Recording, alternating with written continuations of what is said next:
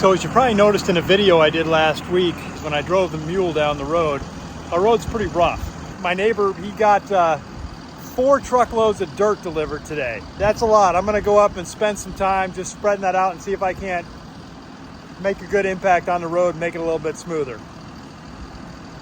It's a lot of dirt. We'll give it a try though.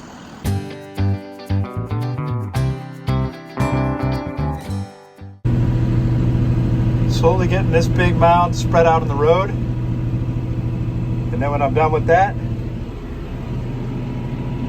I got 4 more. 1, 2, 3, and then 4 up by the main road. So, be out here for a while. Well, there's the after picture.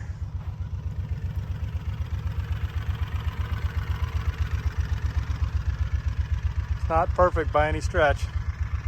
It's way better than it was. Hopefully it just stays for a little while. And hope springs eternal.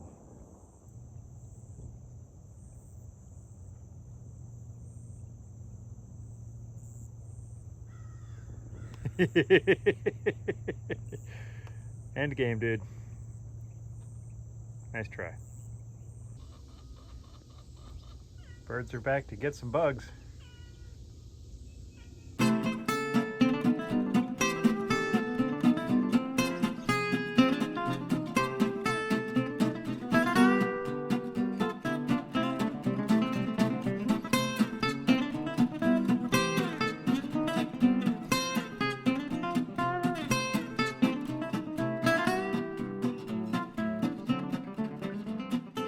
Pretty excited today. I've got a visit from the County Extension Office. And this is a service that's in place in most counties around the country, usually in association with the university, Department of Agriculture.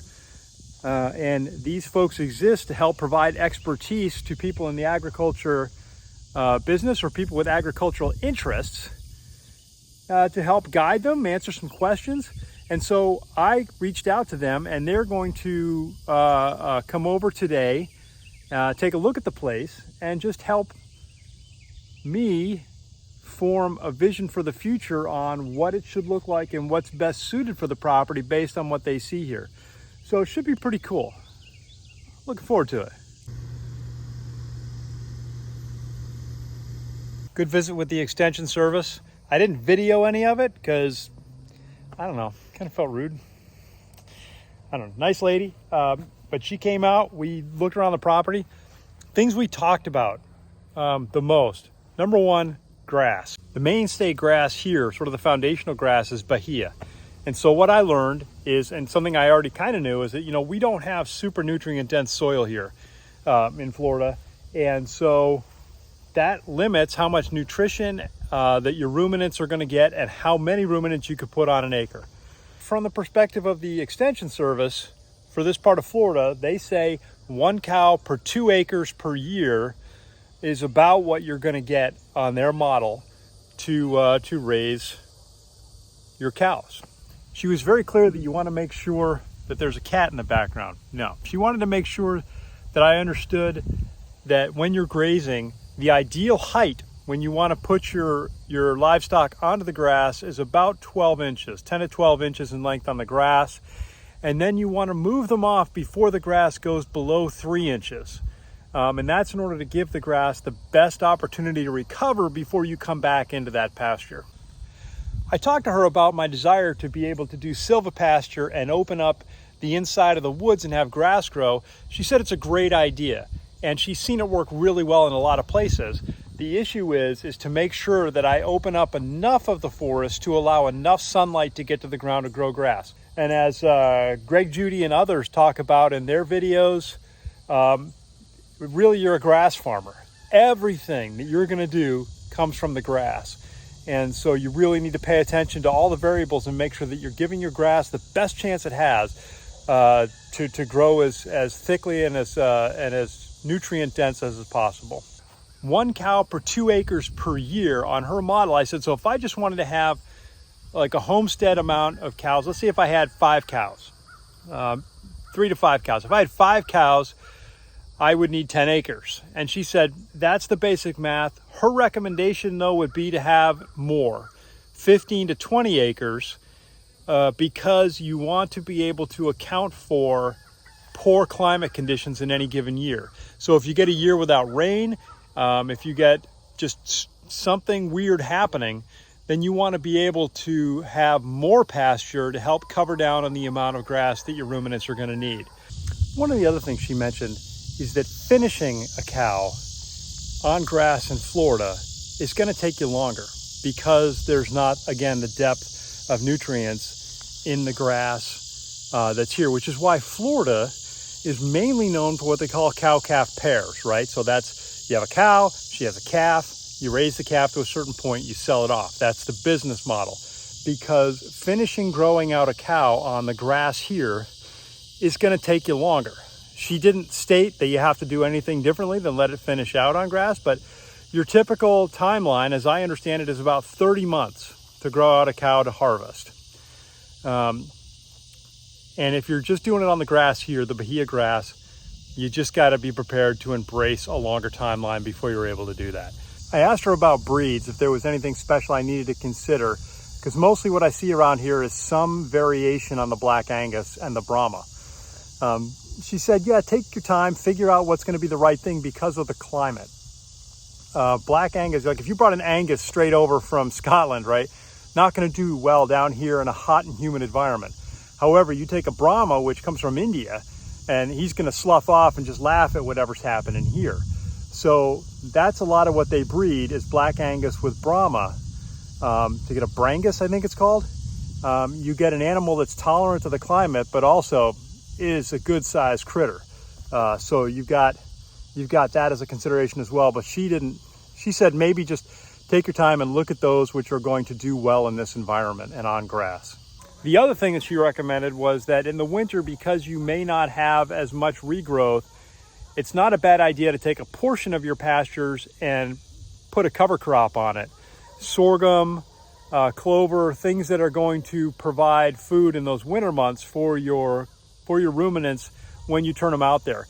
It probably, she said, probably isn't going to do the whole job, but it could certainly help cut down on your costs of purchasing hay. One of the things she also did was talk about the trees that I have on the property, some of them. And she identified a few of the trees, three types of trees that are a problem to keep on the farm in areas where I'm going to be grazing animals. One is what we call the popcorn tree. I don't really know the real name for it, but they're an invasive species. They're not really great for animals who are grazing if they get eating any of the leaves or any of the byproducts like that. So she said she would recommend cutting all those out that I find. Apparently they spread mostly because the birds really love the little berries that grow on those trees, and so that's how it works. So those got to go. The other is like a type of locust tree, also kind of, she called it a mimosa. She thought it might be, I don't know, but they look almost like a fern with the fanning sort of leaves on them. They grow aggressively, also invasive, not really great for the area. And so she recommended those come out as well. And then the last one, and this one kind of shocked me, she pointed at it and she said, that's a cherry tree. And I said, wow, that's amazing, but I've never actually seen it grow cherries. And she's like, yeah, it's not that kind of cherry tree, which I thought that's disappointing, number one. And then number two, it turns out that those leaves, that is actually toxic for ruminants to eat. It'll kill your livestock if they eat the leaves on that.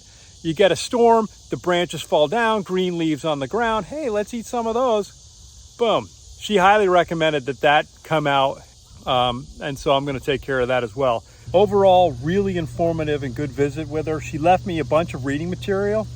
She also talked about agriculture as a business and provided me with a book and some articles on that as relating to marketing and things that you need to know. And I'll read it because, it's a business, right? So there's production, processing, marketing, and distribution. And I'm pretty good at the first two, not so good at the third one. And that third one is the pivot point if you're going to sell anything. Great stuff here. So I really enjoyed the visit, and I'll keep in touch with the Extension Service. And that's what the Extension Service is there to do. They're experts in this stuff, and they want you to reach out to them. So anybody out there is thinking about anything involving agriculture, a wide range of stuff, they've got it. They've got it there at your county extension service. So I highly recommend reaching out. Don't expect them to solve your problems, but you know, if you have a list of questions and some things you're trying to learn, they love to engage. So yeah, it was good. With that, I think I'm gonna wrap up the video. Got some weather coming in, and yeah, I don't want to get caught in that. Maybe I do, I don't know. Oh, so I think that's it. We'll talk to you guys later.